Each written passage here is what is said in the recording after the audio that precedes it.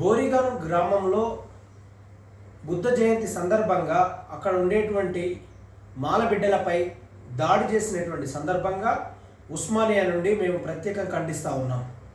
ఇవాళ అక్కడ మతోన్మాద శక్తులు బుద్ధ జయంతి సందర్భంగా అక్కడ ఉండేటువంటి ఆ బిడ్డలందరూ వాళ్ళంతా ఆ ప్రజలందరూ కూడా బుద్ధుని యొక్క జయంతి సందర్భంగా వాళ్ళంతా స్మరించుకుంటూ అక్కడ ర్యాలీ తీస్తున్న సందర్భంలో అక్కడ మతోన్మాదులు కొంతమంది వాళ్ళ మీద దాడి చేసి మహిళలను చూడకుండా వాళ్ళ శరీరాల మీద వాళ్ళ మీద దాడి చేసినటువంటి సందర్భం.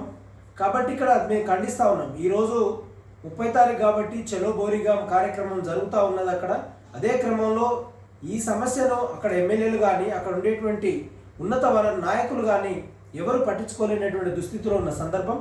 ఇవాళ వెనకబడ్డ జాతి నుంచి వచ్చినటువంటి వాళ్ళు పేద వర్గం నుంచి వచ్చినట్టు వాళ్ళు ఒక బుద్ధుడు ఈ ప్రపంచ శాంతి గురించి చెప్పాడు. ఈ ప్రపంచ శాంతి మానవ విశ్వశాంతి కావాలనేటువంటి ఒక గొప్ప సంకల్పాన్ని ఇచ్చినటువంటి క్రమంలో అణగారిన వర్గాలకు ఒక ఆశాజ్యోతిగా మిగిలినటువంటి సందర్భం. ఈ సందర్భంలో వాళ్ళు ఒక మంచి ర్యాలీ తీసుకుంటున్నటువంటి సందర్భంలో వీళ్ళు దాన్ని వ్యతిరేకిస్తూ ధ్వంసరచన చేస్తూ వాళ్ళ మీద దాడులు చేస్తూ విచక్షణ రహితంగా వాళ్ళని కొడుతూ వాళ్ళకు చెప్పుకోలేని రీతిలో వాళ్ళని చీరలు బట్టి లాగడము, జాకెట్లు లాగడము అనేటువంటి దుర్మార్గమైనటువంటి వైఖరి అక్కడ చేస్తున్నటువంటి సందర్భం.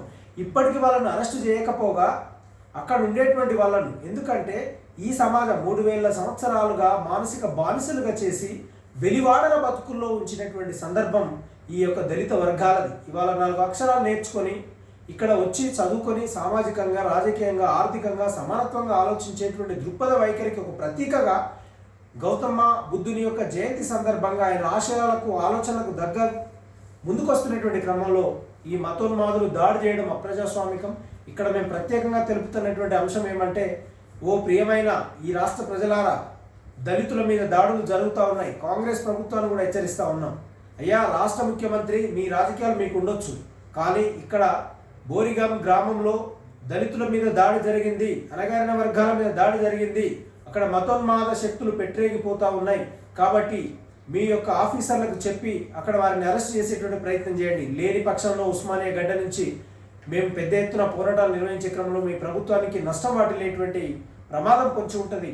కాబట్టి మేము ఉస్మానియా నుంచి ప్రత్యేకంగా బోరిగాంలో జరిగినటువంటి ఆ దళితులందరికీ ప్రత్యక్షమైనటువంటి మద్దతు తెలియపరుస్తూ వాళ్ళందరినీ అరెస్ట్ చేయాల్సినటువంటి అవసరం ఉన్నది.